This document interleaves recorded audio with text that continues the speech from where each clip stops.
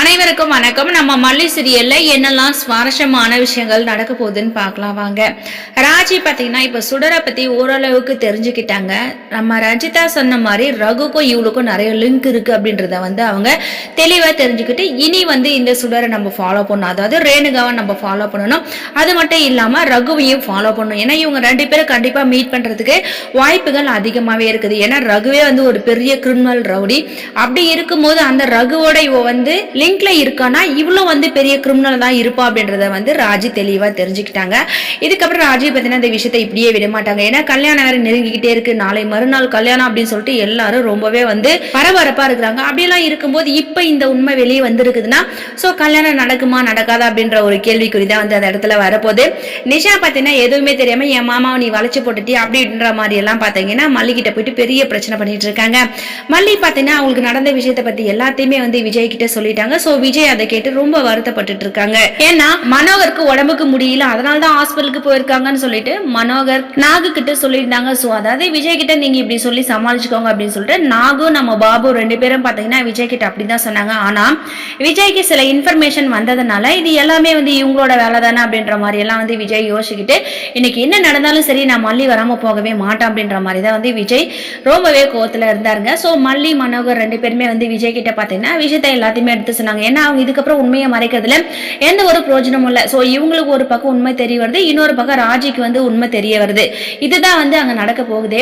அது மட்டும் இல்லாம விஜய் மனோகர் மல்லி ரெண்டு பேரும் வீட்டுக்கு வந்ததுமே எங்க போயிட்டு வரீங்க, என்ன நடந்துச்சு அப்படின்ற மாதிரி எல்லாம் விஜய் கேட்கும்போது மல்லி சொல்லலாமா வேணாமான்னு சொல்லிட்டு தான் யோசிச்சாங்க. ஆனா மனோகர் இல்ல மல்லி இதுக்கப்புறமா இந்த விஷயத்த மறைக்கிறதுல எந்த ஒரு பிரயோஜனமும் இல்லை. ஏன்னா நாளைக்கு காலையில கல்யாணம் நடக்க போகுது.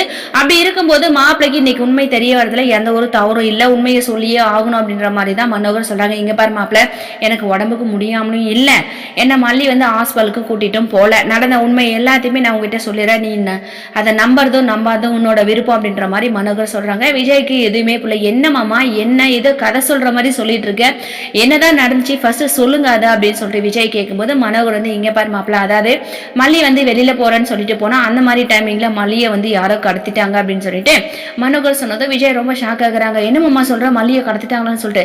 ஆமா மாப்பிள்ள, மல்லியை கடத்திட்டாங்க. ஸோ நானும் என்னன்னா மல்லி போனவ இன்னுமே வரல அப்படின்னு சொல்லிட்டு ஃபோன் பண்ணோம், எதுவுமே ரீச் ஆகல, என்னாச்சு ஏதாச்சுன்னு சொல்லிட்டு எதுவுமே புரியல.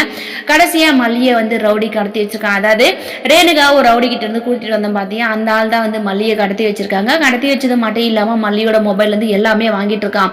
ஆனா மல்லி தைரியமா அங்க போராடி அங்க இருக்கிறவங்க போன்லயே கால் பண்ணி இந்த மாதிரி நான் பெரிய பிரச்சனையில மாட்டிக்கிட்டேன் அப்படின்ற மாதிரி எனக்கு சொன்னா உடனடியா நான் கிளம்பி போனது மட்டும் இல்லாம போலீஸோட தான் நான் கிளம்பி போனேன் அப்படின்னு சொல்லிட்டு மனோகர் சொல்றாங்க. ஸோ ஒரு வழியா ரவுடிங்களை போலீஸ் கிட்ட பிடிச்சி கொடுத்துட்டு மல்லியை நான் சேஃபா கூட்டிட்டு வந்துட்டேன் அப்படின்னு சொல்லிட்டு மனோகர் சொல்றாங்க. விஜய்க்கு இது நம்பலாமா வேணாவா அப்படின்னு சொல்லிட்டு தெரியல. என்ன மாமா இப்படி சொல்ற, இதெல்லாம் உண்மையா நடந்துச்சா நடந்தலையான்னு சொல்லிட்டு இதெல்லாம் கனவா எனக்குன்னு எதுவுமே புரியல அப்படின்ற மாதிரி விஜய் சொல்லும்போது ஆமா மாப்பிள்ள நீ இப்படிலாம் சொல்லுவேன்னு எனக்கு தெரியும். ஏன்னா இப்போ உன்னோட கண்ணை மறைக்கிறது ரேணுகா இல்லையா, ரேணுகா இருக்கிறதுனால உண்மை எது பொய் எது அப்படின்னு சொல்லிட்டு உன்னால தீர்மானிக்க முடியல மாப்பிள்ள அப்படின்ற மாதிரி மனோகர் சொல்லும்போது விஜய் என்ன மாமா எப்ப பார்த்தாலும் இதையே சொல்லிட்டு இருக்க, நான் அந்த வீட்டுல இருக்கிறேன்னா, ஆனா மல்லியை எப்ப இந்த வீட்டுல கொண்டு வந்து விட்டனோ 2 நாளா என்னால மல்லி கிட்ட பேசாம இருக்க முடியல, தூங்க முடியல, சாப்பிட முடியல, நிம்மதியா இருக்க முடியல மாமா.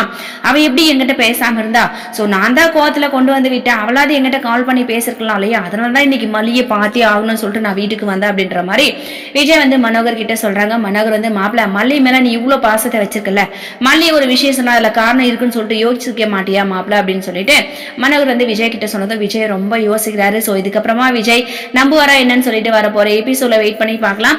இந்த வீடியோ பிடிச்சிருந்தா லைக் பண்ணுங்க, ஷேர் பண்ணுங்க, கமெண்ட் பண்ணுங்க, மறக்காம நம்ம சேனலை சப்ஸ்கிரைப் பண்ணுங்க. தேங்க்யூ.